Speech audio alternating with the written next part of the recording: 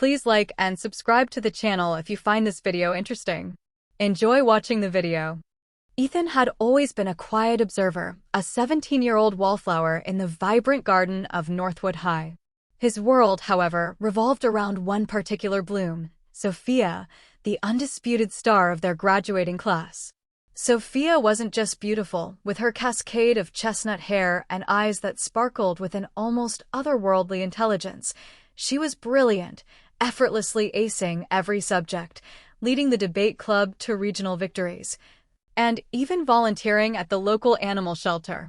To Ethan, who stumbled over his words in class presentations and preferred the company of his sketchbook, Sophia was a dazzling, unreachable constellation. His feelings for her were a well-guarded secret, a tender ache in his chest he dared not voice. How could he, plain Ethan, ever hope to stand beside someone as magnificent as Sophia?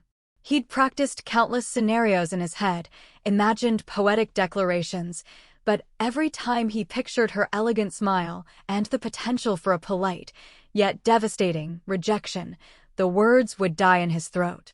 So he watched. He watched her laugh with her friends, saw the way her brow furrowed in concentration during a difficult chemistry problem, and admired the quiet grace with which she moved through the crowded hallways. Each stolen glance was a silent prayer, a hope against hope that one day she might just see him. The autumn air had grown crisp, hinting at the approaching winter, and with it came the heightened tension of college applications and prom season. The social dynamics of Northwood High became even more pronounced, and Ethan found himself increasingly relegated to the sidelines, a silent spectator in his own life. He often wondered if Sophia even knew his name, beyond the occasional shared glance during a group project or a fleeting moment in the crowded cafeteria. He doubted it. Their worlds, though physically intertwined within the school's walls, felt galaxies apart. One crisp Tuesday afternoon, a moment occurred that would forever imprint itself on Ethan's memory, a scene that would haunt his dreams and fuel an unexpected, life-altering transformation. It was during lunch, a typically boisterous affair in the school cafeteria. Ethan was hunched over his tray, sketching a detailed fantasy landscape in his notebook, when a hush fell over the room. He looked up, curious about the sudden silence, and his heart plummeted. Standing by Sophia's table, a bouquet of crimson roses clutched in one hand, was Mark Jensen. Mark was everything Ethan wasn't: confident, athletic, the captain of the football team, and undeniably handsome.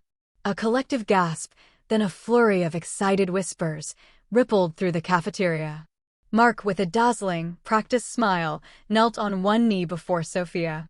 "Sophia," he began, his voice clear and resonant, "you're the most incredible girl I know. Will you go to prom with me?" Sophia, initially wide-eyed with surprise, blushed a deep crimson. A small, delighted smile touched her lips, and she nodded, accepting the roses. The cafeteria erupted in cheers and applause, a triumphant roar that felt like a physical blow to Ethan. He watched, numb, as Mark helped Sophia up, pulling her into a gentle, celebratory hug. Her laughter, bright and joyful, echoed through the room, a sound that usually brought a secret warmth to Ethan, now felt like a shard of ice in his heart. He felt a primal, unfamiliar pang of jealousy, hot and bitter, twist in his gut. It wasn't just the fact that Mark had asked her or that she had said yes. It was the public display, the undeniable confirmation that someone else had the courage, the confidence, and seemingly the right to claim her attention and affection. Ethan felt utterly invisible, a ghost in the background of a scene where his greatest desire was playing out with another lead. The food on his tray suddenly tasted like ash. He closed his sketchbook, the unfinished landscape a stark contrast to the barren landscape of his hopes. The rest of the school day was a blur of muted colors and indistinct sounds. Ethan walked home in a daze, the image of Mark kneeling before Sophia replaying endlessly in his mind's eye. He tried to shake it off, to tell himself it didn't matter, but the ache persisted, growing stronger with every step. When he finally reached his quiet house, he went straight to his room, bypassing dinner, and collapsed onto his bed. Sleep wouldn't come. The scene in the cafeteria replayed, each detail amplified, each sound piercing. He tossed and turned, the soft glow of his bedside lamp doing little to dispel the gloom that had settled over him. Why couldn't he be more like Mark? Why was he so afraid? Why couldn't he just tell her? The questions swirled, a relentless torrent in his mind. He imagined Sophia, radiant in a prom dress, dancing with Mark, laughing with him, their hands intertwined. The thought was unbearable. He squeezed his eyes shut, a desperate wish forming in the depths of his troubled heart. A wish for courage. A wish for a chance. A wish, however impossible, to truly understand Sophia, to see the world through her eyes, to know what it felt like to be her. If only he could just be her, just for a moment, he thought, then maybe he'd understand what made her so special and, perhaps, what made him so utterly insignificant in comparison.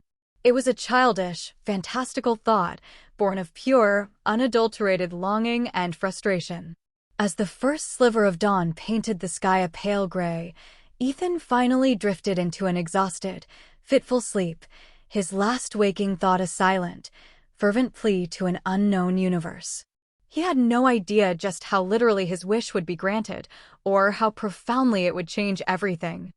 The alarm blared, a jarring sound that dragged Ethan from the depths of a dreamless sleep. He groaned, instinctively reaching out a hand to silence it, but something felt off. His hand, usually a familiar collection of calluses from sketching and gaming, felt strangely delicate, the fingers slender and smooth. He blinked, confusion clouding his mind, and slowly opened his eyes.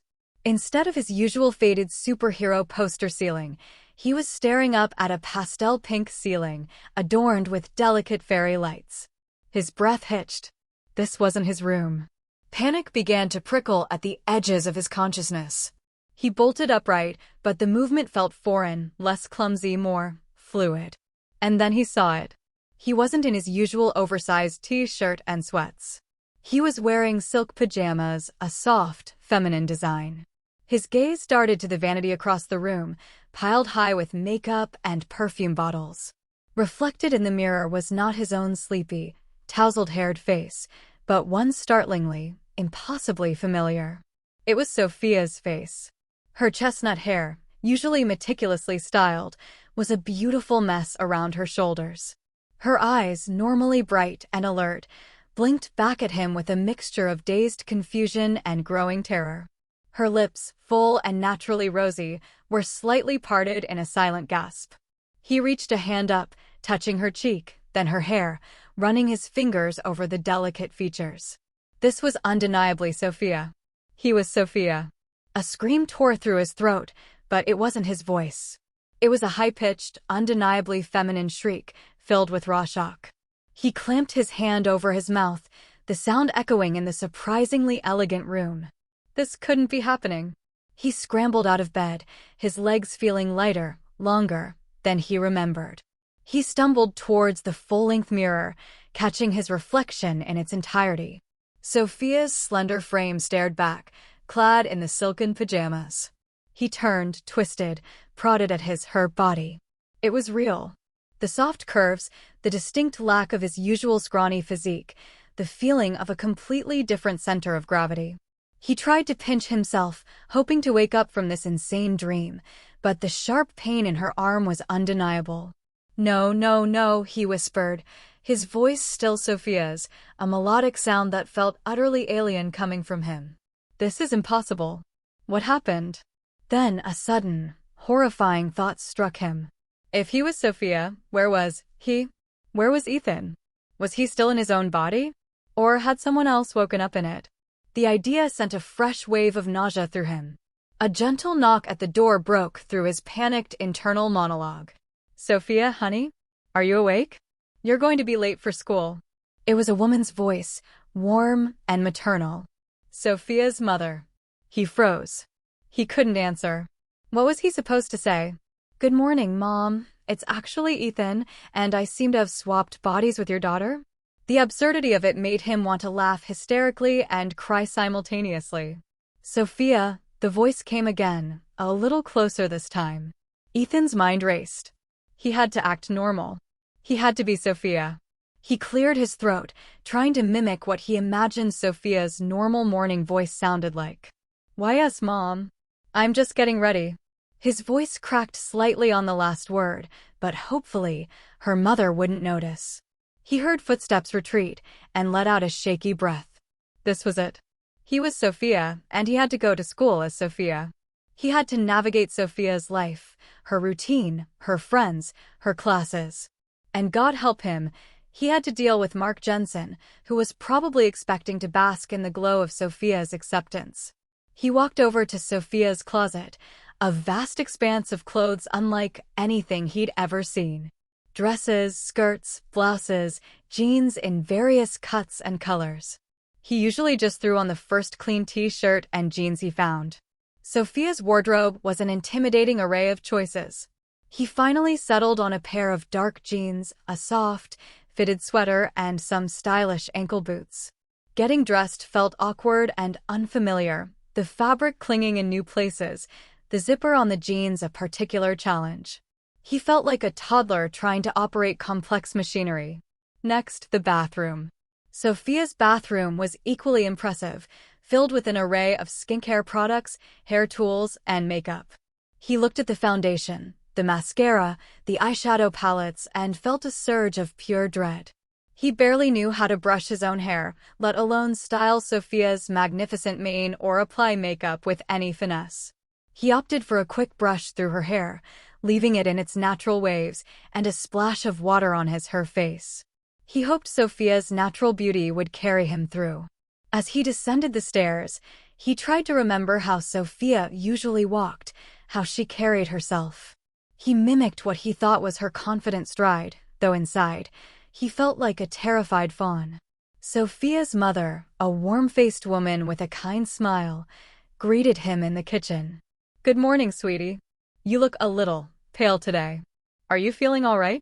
"Just a little tired," he managed, trying to sound nonchalant as he poured himself a glass of orange juice.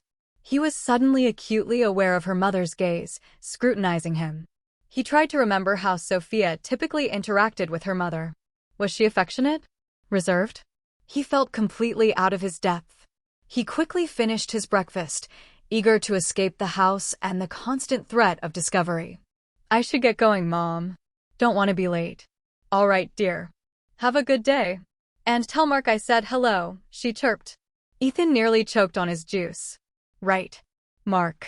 Stepping out of Sophia's house, a grander and more meticulously landscaped residence than his own modest home, he felt the cool morning air on his skin.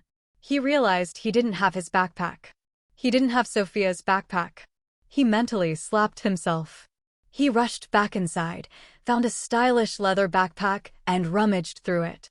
Textbooks, notebooks, a perfectly organized planner. This was Sophia's life. He was living Sophia's life.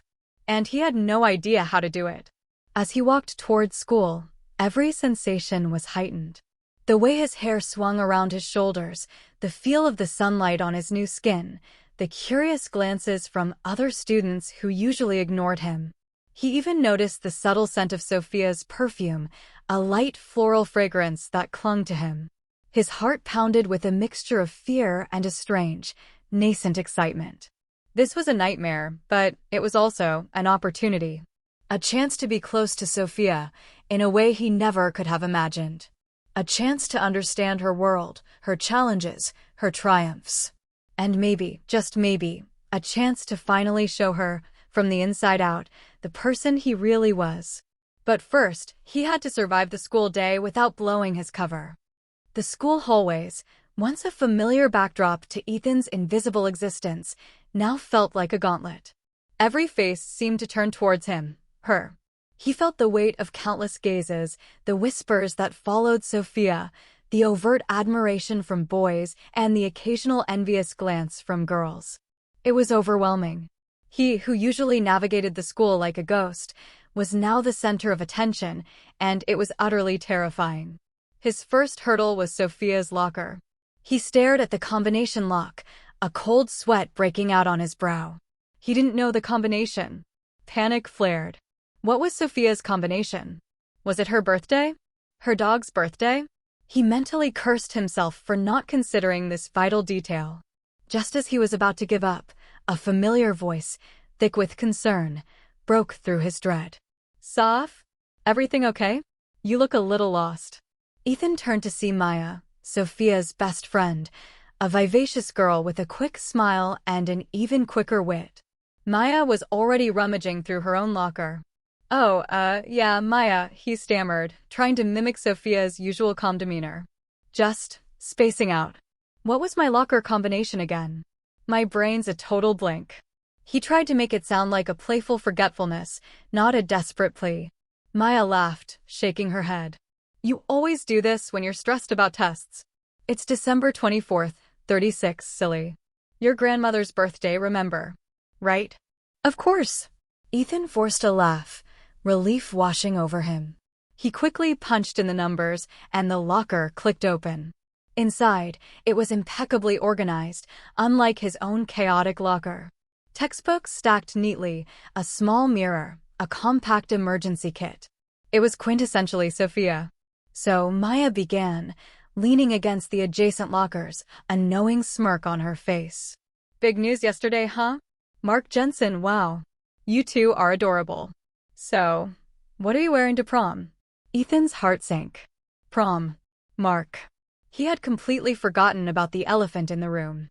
He needed to buy time. "Oh, I haven't even thought about it yet, Maya." Still reeling from the surprise. "What about you? Did Liam ask you?" He tried to deflect, remembering a casual mention from Sophia about Maya's crush on Liam, another football player.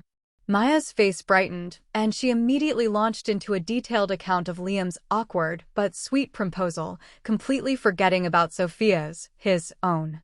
Crisis averted for now. First period was AP Calculus. Ethan's stomach churned. He was decent at math, but AP Calculus was on another level, a subject Sophia excelled at.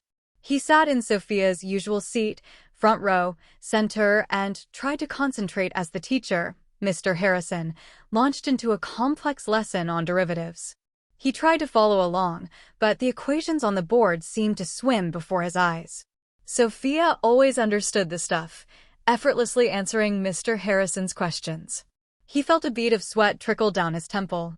When Mr. Harrison called on Sophia, Ethan nearly jumped out of his skin. "Sophia, could you explain the next step in solving this equation?" Ethan's mind went blank. He stared at the board, then at Mr. Harrison, then at the expectant faces of his classmates. He could feel his cheeks flushing. He cleared his throat. Well, you see." Before he could completely flounder, a sharp, clear voice spoke from behind him. "I believe the next step involves applying the chain rule, sir, specifically to the composite function." It was Mark Jensen, sitting 2 rows behind him. "Isn't that right, Sophia?" he added, a charming smile directed at Ethan. Ethan nodded frantically, eternally grateful. "Yes, exactly what I was going to say. Just lost my train of thought for a second there." He offered a weak smile. Mr. Harrison nodded, satisfied. "Indeed, Mark. Good catch. Sophia, are you feeling all right today? You seem a little off your game." "Just a bit tired," he repeated, hoping it would become his go-to excuse. The class seemed to accept it, but Ethan knew he couldn't keep this up. He needed to be Sophia, not just wear her skin. Lunch was another ordeal. He sat with Maya and Sophia's other friends, struggling to keep up with their rapid-fire conversations about college applications, upcoming tests, and prom dress shopping. He tried to contribute, but everything he said felt stilted, out of place. He realized how little he actually knew about Sophia's inner world, beyond her academic achievements and outward charm. He was a stranger in her own social circle. Then Mark appeared, a charming smile on his face, a hand resting casually on Sophia's shoulder. "Hey, Soph. Mind if I join you?" "Of course not," Maya chirped, making room. Ethan felt a jolt of awkwardness as Mark settled next to him, their shoulders brushing. He tried to avoid eye contact, focusing intently on his salad, something he doubted Ethan would ever choose for lunch. So Mark began, his voice low and intimate, about prom. "I was thinking we could go with a group, but maybe just slip away for a bit, just us?" There's this new Italian place downtown I heard about. Ethan's mind raced. He had to respond. He had to sound like Sophia, like a girl who was interested in Mark. He remembered Sophia's reaction yesterday, her blush, her smile. He tried to replicate it. That sounds lovely, Mark. He felt a strange mixture of disgust at having to pretend, and a bizarre, almost analytical curiosity about what it felt like to be courted by someone like Mark. Mark grinned, clearly pleased. Great. I'll make a reservation. He leaned in a little closer, and for a terrifying second, Ethan thought he was going to try and kiss him.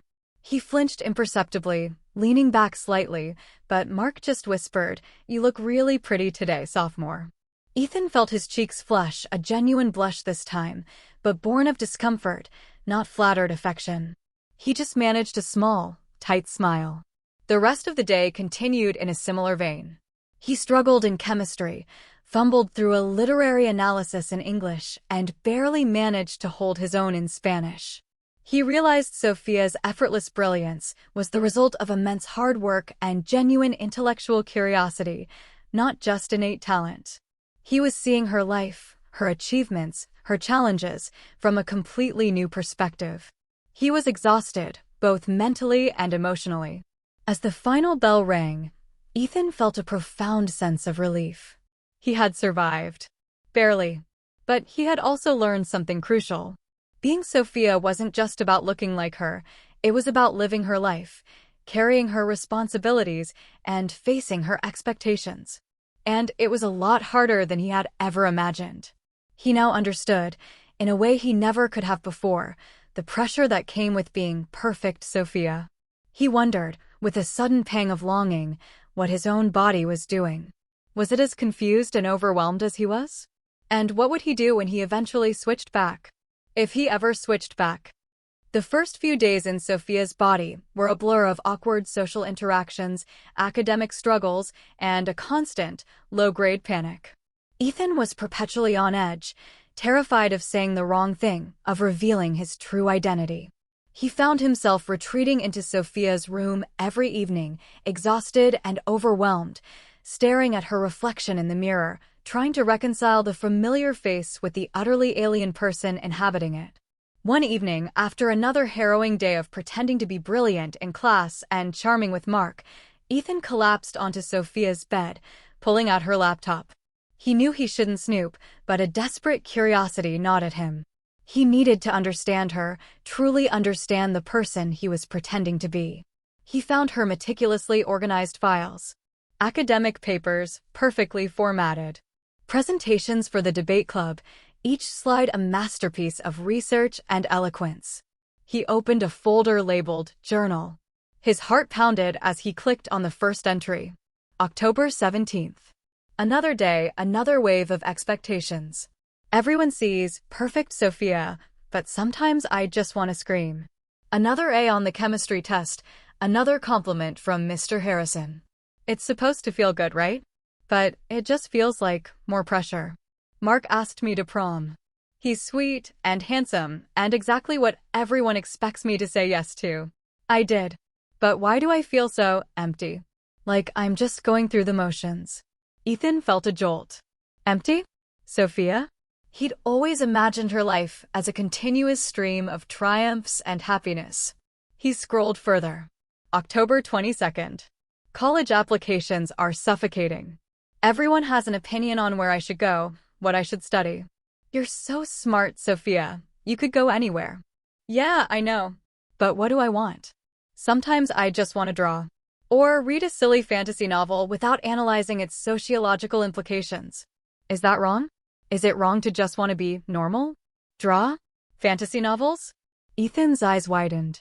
He had always secretly loved fantasy novels and spent hours drawing. He had never imagined Sophia shared similar interests. He felt a strange pang of connection, a sudden warmth amidst the confusion. He read entry after entry. Sophia's journal revealed a young woman burdened by expectations, quietly struggling with the pressure to maintain her image, yearning for genuine connection beyond the superficial compliments. She worried about her grades, not just for herself, but because she didn't want to disappoint her parents. She felt lonely sometimes, even amidst her circle of friends, because she felt she couldn't truly be herself. She even wrote about seeing Ethan in the cafeteria, observing his quiet focus on his sketchbook. November 3rd. Saw Ethan today, sketching again during lunch. He always looks so absorbed, so completely himself. I wonder what he draws. He seems so peaceful. Sometimes I wish I could just sit in a corner and draw, without anyone expecting me to be brilliant or charming. He seems to have a quiet confidence in his own world. I envy that. Ethan gasped. Sophia noticed him? And she envied him? The boy who felt utterly insignificant in her orbit? This was a revelation. It flipped his entire perception of her on its head. She wasn't just the unreachable star. She was a girl with her own silent struggles, her own quiet desires. He continued to read through the entries over the next few days, whenever he had a moment of privacy. He learned about her secret love for baking, her frustration with societal expectations of perfection, her quiet yearning for someone who saw beyond her accomplishments. He learned that her bright, confident smile often hid moments of self-doubt. One afternoon, Maya cornered her in the hallway. Soph, seriously, what's up with you and Mark? He's been texting me, asking if you're upset. You've been so distant. Are you having second thoughts about prom? Ethan's mind raced. He had been trying to avoid Mark as much as possible, offering vague excuses for not being available after school. Oh no, Maya, not at all, he said, trying to sound convincing. Just a lot on my mind with college stuff. And I've been feeling a little under the weather, you know. Maya looked at him skeptically. Well, he's really into you, sophomore. Just don't break his heart, okay? He's a good guy.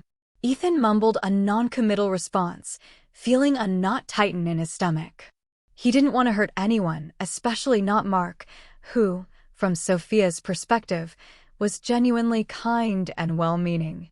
But being Sophia and pretending to be in love with Mark felt increasingly like a betrayal of both of them.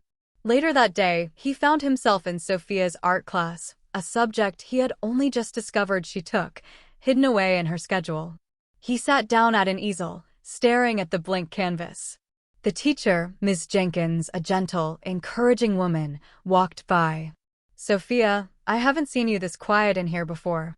Everything all right? Usually, you're bursting with ideas. Ethan panicked. He had no idea what Sophia usually did in art class. He picked up a charcoal pencil, a familiar comfort in his new hand.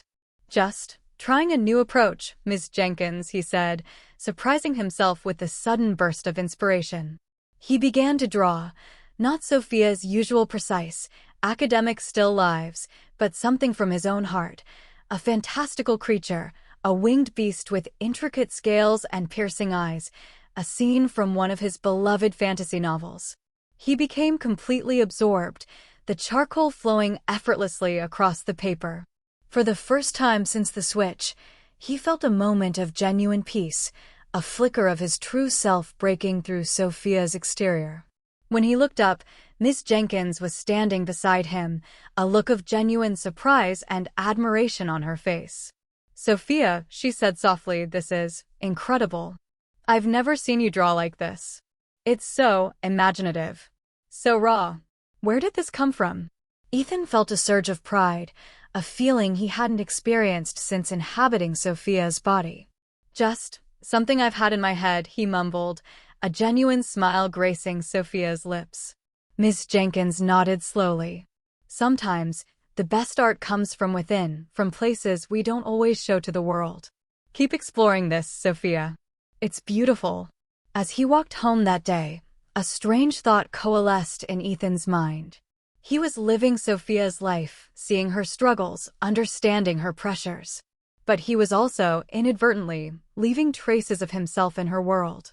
He was subtly changing things, coloring her routine with his own quiet creativity, his own perspective.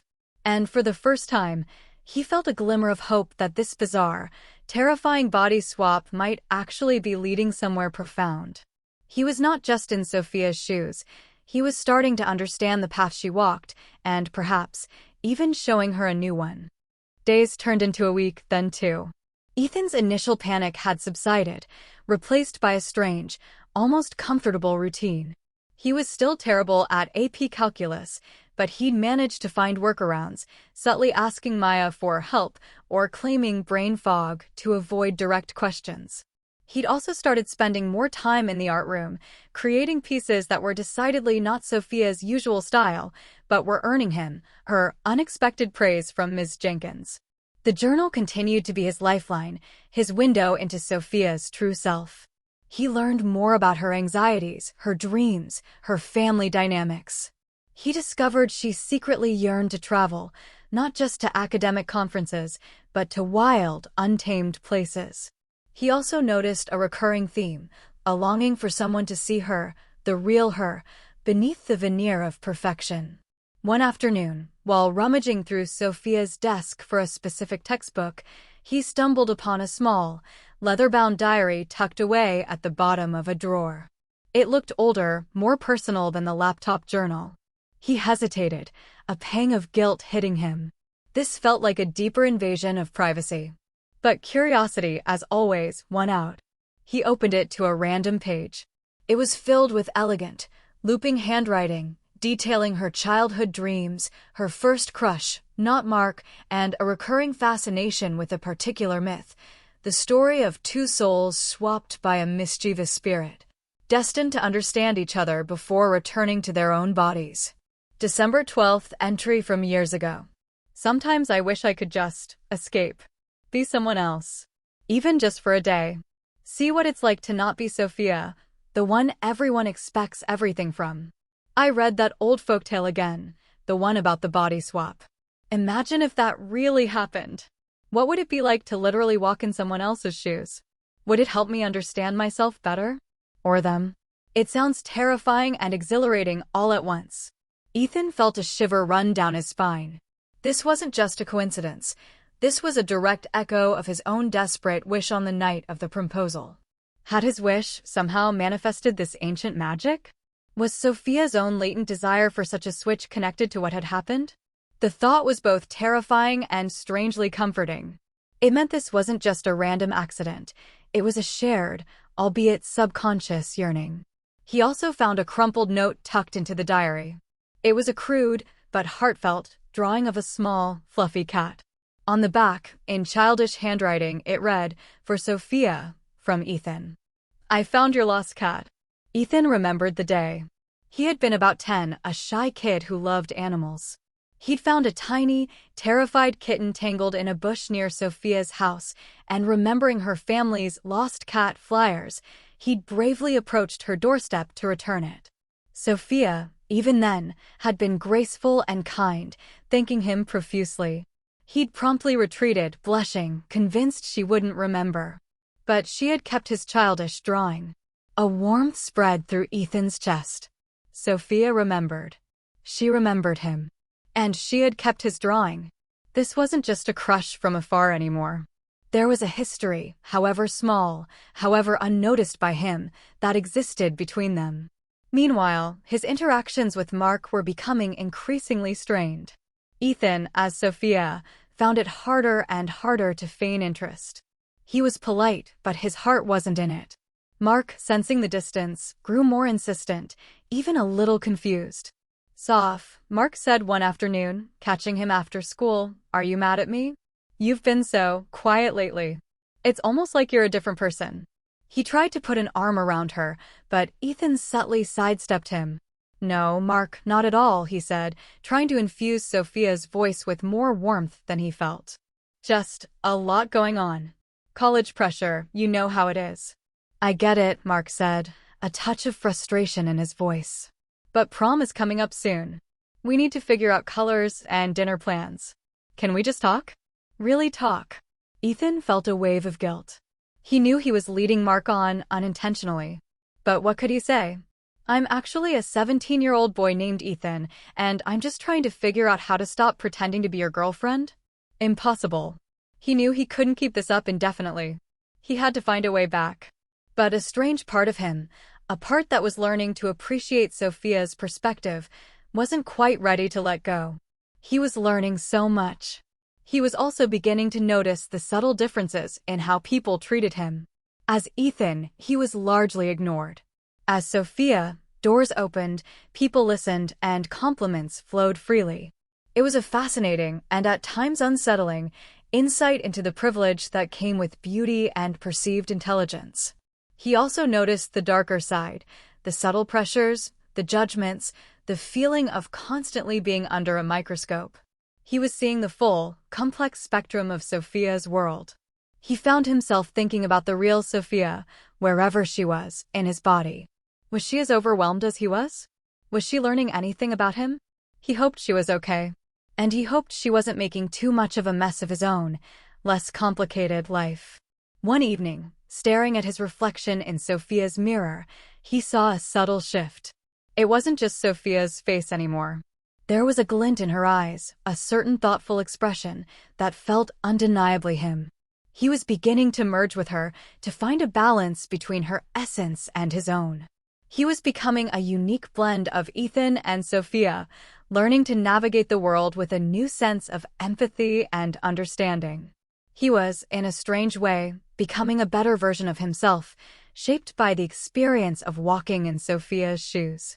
And as prom drew closer, the urgency of finding a way back intensified, but so did a new, unexpected feeling, a growing affection for the complex, beautiful, and deeply human girl whose life he was temporarily inhabiting. He was falling for Sophia all over again, but this time, he was seeing her with a clarity and intimacy he never thought possible. The prom was just a week away, and the pressure on Ethan as Sophia was immense.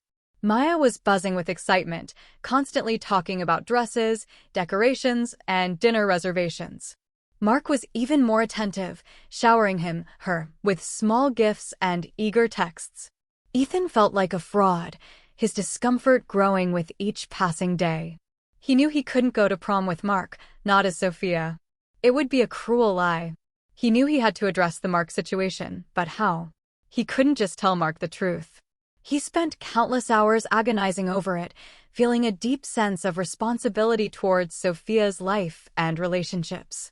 In the meantime, the new Sophia was becoming increasingly noticeable. Her friends remarked on her newfound creativity in art class, her more relaxed approach to academics, which was really just his inability to keep up, and a subtle shift in her conversational style. She was still polite and kind, but there was a quiet thoughtfulness, a touch of dry wit that her friends hadn't noticed before. One afternoon, in the library, Ethan was sketching in Sophia's notebook during a free period, completely engrossed in creating a detailed illustration of a fantastical cityscape. He was so focused that he didn't notice the figure approaching his table until a shadow fell over his work. He looked up, startled, to see himself. Or rather, his own body, standing there, looking like Sophia. The real Sophia, currently inhabiting Ethan's body, stood before him, a look of profound recognition and utter disbelief on her face. His eyes, usually so soft and kind, were wide with shock. "Ethan," she whispered, his voice, sounding strangely unfamiliar coming from her. Ethan's heart leaped into his throat. He dropped the pencil, staring back at her.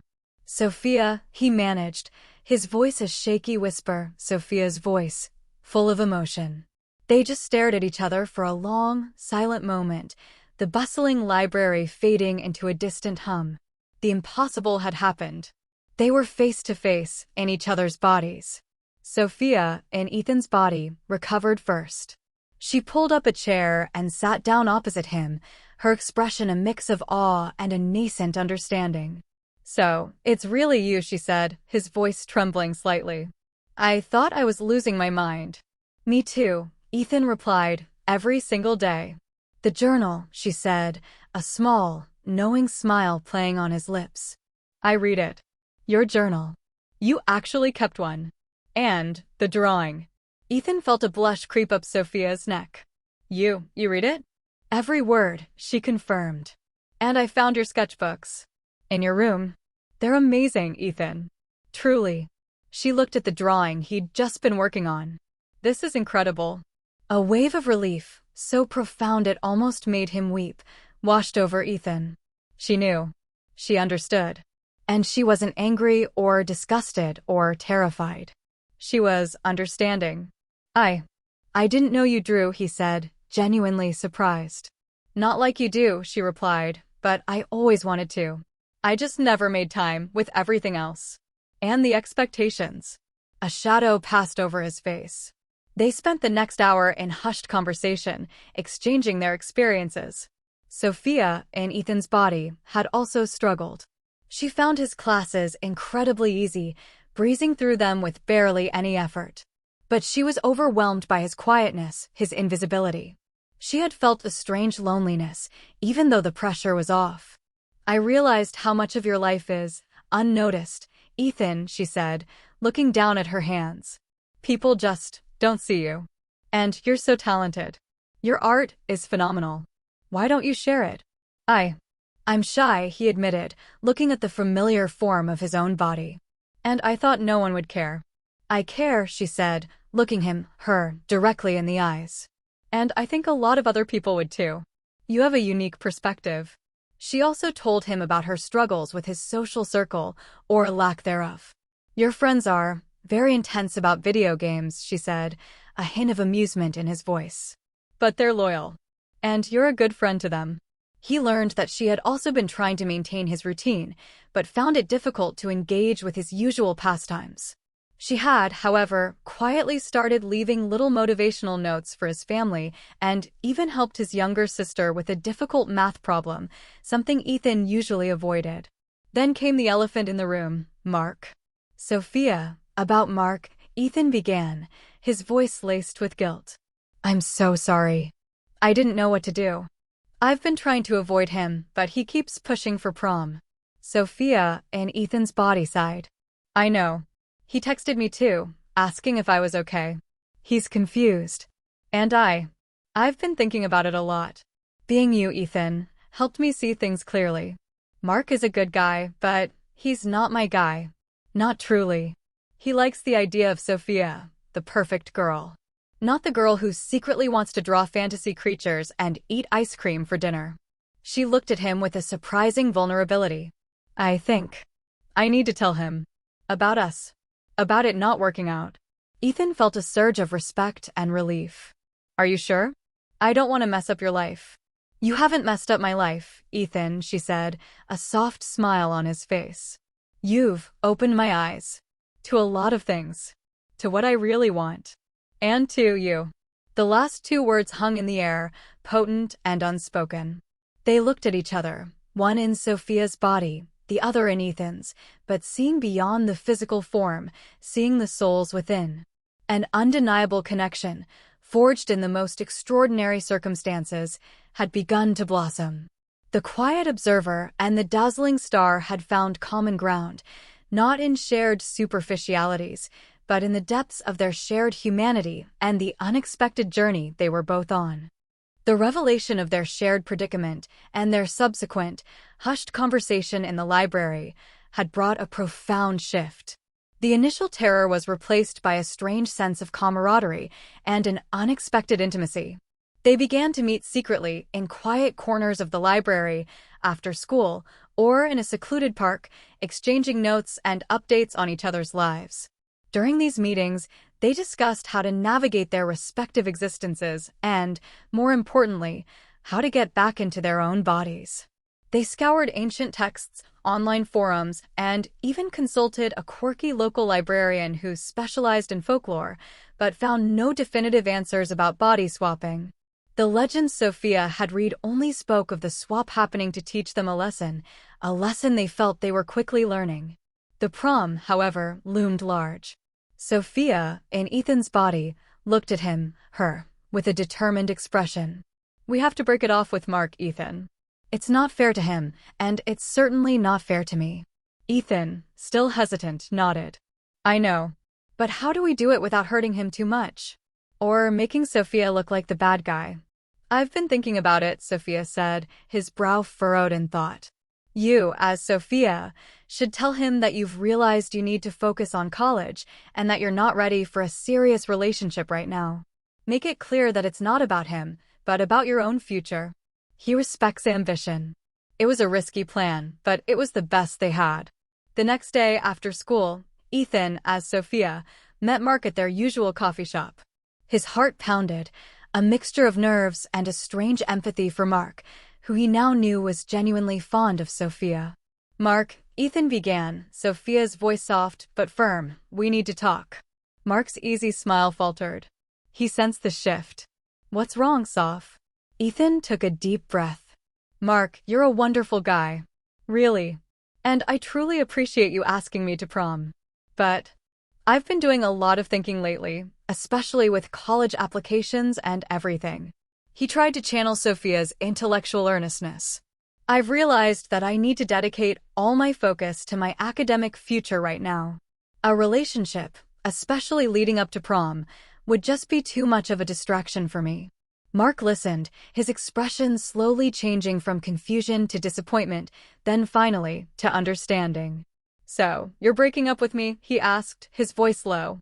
"I'm not ready for a relationship right now, Mark," Ethan clarified, feeling a pang of guilt, but sticking to the script. "It's not fair to you, and it's not fair to my own goals. I hope you understand." Mark was quiet for a moment, then he nodded slowly. I get it, sophomore. It sucks, but I get it. You're brilliant, and you're going to do amazing things. I just hope to be a part of it." He managed a small, sad smile. "So, no prom then?" "No prom," Ethan confirmed softly. As Mark walked away, his shoulders slumped. Ethan felt a profound sense of relief, mixed with a twinge of sadness for the football captain. It had been hard, but it had been the right thing to do. He immediately texted Sophia, using his own phone, which she had learned to check as Ethan done. He took it well. Sophia's reply came instantly, "Good. Thank you, Ethan. You did great. I owe you one." Their secret meetings continued, becoming less about strategy and more about shared confidences. Ethan, in Sophia's body, found himself opening up about his art, his dreams of becoming a concept artist for video games, his insecurities. Sophia, in Ethan's body, spoke about her hidden passions, her yearning to explore, and the pressure she felt to always be the best. They laughed at their shared awkwardness, reminisced about the initial chaos, and found themselves falling into a comfortable rhythm of understanding and genuine affection. Ethan realized that his crush on Sophia had evolved. It was no longer just about her beauty or her brilliance. It was about her resilience, her hidden vulnerabilities, her kindness, and the fierce intelligence that simmered beneath the surface. He saw the real Sophia, and he was falling even harder. And Sophia, through inhabiting Ethan's body, was also undergoing a transformation. She saw the world through his eyes, experienced the quiet strength of his character, his profound empathy, and his unique artistic talent. She found herself admiring his ability to be content in his own skin, something she had always struggled with. She found herself drawn to his gentle nature, his quiet humor, and the depth of his artistic soul. One evening, as they sat on a park bench, the twilight deepening around them, Sophia, in Ethan's body, turned to him, in Sophia's body. "Ethan," she began, her voice soft, "I've learned so much being you. I used to think my life was perfect, but it was just a performance. Being you, I felt the freedom of being unnoticed, but also the loneliness of it. And I saw your art. It's breathtaking. You are so much more than you give yourself credit for." Ethan's heart ached. "And I've learned so much being you, Sophia. I thought your life was effortless, but it's full of pressure. And you're so much stronger than I ever realized. You carry so much with such grace." He paused, gathering his courage. "Anne, I've always liked you, Sophia. More than just a crush. But being you, it's made me fall in love with the real you. The one no one else seems to see." Sophia, in Ethan's body, looked at him with wide, understanding eyes. A slow, gentle smile spread across his face. "I think I've fallen in love with you too, Ethan. The real you. The one who draws fantastical worlds and has the kindest heart." The words hung in the air, a delicate bridge between their swapped bodies and their merging souls. In that moment, the impossible body swap no longer felt like a curse, but a miraculous blessing. It had stripped away the superficial, forced them to confront their true selves, and, in doing so, had brought them closer than they ever could have imagined. They had found each other, not through outward appearances, but through the profound, intimate experience of literally walking in each other's shoes. The confession in the park had cemented their bond. They were irrevocably, beautifully in love, a love forged in the most peculiar of circumstances. They continued their secret meetings, holding hands, Sophia's hand in Ethan's, Ethan's hand in Sophia's, sharing quiet moments that transcended their swapped appearances. They had found solace and understanding in each other, and the thought of returning to their own bodies, while desired, now carried a bittersweet pang. Would their connection remain as strong when they were no longer experiencing each other's lives so intimately? The night of the prom arrived, a night Ethan, as Sophia, was relieved not to attend with Mark. Instead, he and Sophia, as Ethan, met at their usual park bench, beneath a canopy of twinkling stars. They talked for hours, revisiting their experiences, their fears, their hopes for the future. "Do you think we'll ever switch back?" Ethan, as Sophia, asked, his voice soft, gazing up at the starlit sky. Sophia, as Ethan, squeezed his hand. "I don't know, Ethan. But I think we've learned what we needed to learn. I've learned to appreciate the quiet strength in being myself and to pursue my own passions, not just everyone else's expectations. And I've learned to truly see you." "Me too," Ethan replied. "I've learned that you're so much more than the perfect girl everyone sees. You're strong and kind and incredibly brave. And you love fantasy novels." They chuckled softly, a shared warmth passing between them. As the clock struck midnight, marking the end of the prom night, a strange sensation began to ripple through them both. A tingling, a disorienting shimmer, like looking through heat haze. The world around them seemed to waver, and a dizzying wave washed over Ethan. He closed his eyes, clutching Sophia's hand tightly. When he opened them again, the world had settled. The tingling was gone, and as he looked down at his hand, it was familiar. Calloused. His own. He gasped, looking at Sophia. She was still sitting beside him, but her face, it was her own face, no longer his. Her chestnut hair framed her face, her eyes sparkled with renewed clarity. "Ethan," Sophia whispered, her own melodic voice, laced with wonder. "We're back." He looked down at himself. His faded t-shirt, his familiar jeans. He stretched out his legs, feeling the familiar weight of his own body. It was an overwhelming, exhilarating relief. Sophia reached out, touching his face with her own hand. "It's you," she said, a tear glistening in her eye. "My Ethan." Ethan reached for her, pulling her into a tight, heartfelt hug. He buried his face in her hair, inhaling the familiar, comforting scent of Sophia. It wasn't just a physical return. It was a return to themselves, to their true forms, but forever changed by the journey. "I missed you," he whispered, his voice cracking with emotion. "I missed being me. But I'm so glad I got to be you." Sophia pulled back, her eyes shining. "Me too. I missed being me. But I wouldn't trade that experience for anything. It brought me to you." The next few days were a whirlwind of adjusting. Ethan felt a renewed confidence he never had before. He was still quiet, but he wasn't afraid to speak his mind or to share his art. He signed up for an art showcase at school, something he would never have dared to do before. And he found himself making eye contact, smiling, truly seeing the people around him, just as Sophia had taught him. Sophia, meanwhile, shed some of her self-imposed burdens. She still excelled academically, but she also started making time for her art class, experimenting with imaginative drawings, much to Ms. Jenkins' delight. She started volunteering at the animal shelter more often, finding solace in the quiet connection with the animals. And she started saying no to commitments that didn't genuinely align with her desires. Her friends noticed a shift, a lighter, more authentic Sophia, and they loved it. One sunny afternoon, a week after the switch back, Ethan found Sophia in the library, poring over a book. He walked up to her, his heart thrumming with a newfound courage. "Hey, Sophia," he said, his own voice sounding strong and clear. Sophia looked up, her smile radiant. "Hey, Ethan." He took a deep breath. I know I said this when we were, but I want to say it again, as me to you as you." He knelt down, just like Mark had, but without the grand gesture, just pure, honest sincerity. He didn't have roses, but he had something far more precious, a heart that had seen her soul. Sophia, he began, looking directly into her eyes, being you taught me so much.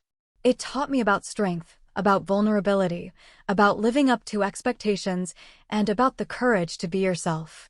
And it taught me how much I truly, deeply love you. I love your brilliance, your kindness, your hidden passions, and your beautiful, strong heart. Will you? Will you be my girlfriend? Sophia's eyes welled up with tears, a genuine, joyful smile spreading across her face. She reached out, cupping his cheek. "Oh, Ethan," she whispered, her voice choked with emotion. "Yes. 1,000 times yes." She pulled him up, and this time, it was Sophia who leaned in, pressing a soft, tender kiss to his lips. It was a kiss of shared understanding, of profound connection, of a love that had literally walked in each other's shoes and emerged stronger, deeper, and more real than either of them could have ever imagined. The quiet observer and the dazzling star had found their perfect alignment, their extraordinary story of love just beginning.